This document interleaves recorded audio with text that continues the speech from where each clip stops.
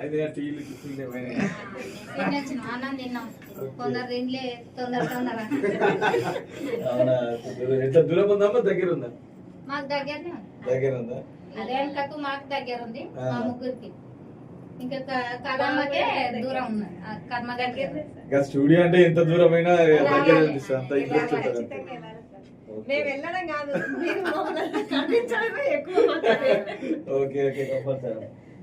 మీరు రమ్మని పిలవడానికి మేము దేవునికి ఎదురు చూసాం. ఓకే థ్యాంక్ యూ అమ్మా, థ్యాంక్ యూ వచ్చినందుకు.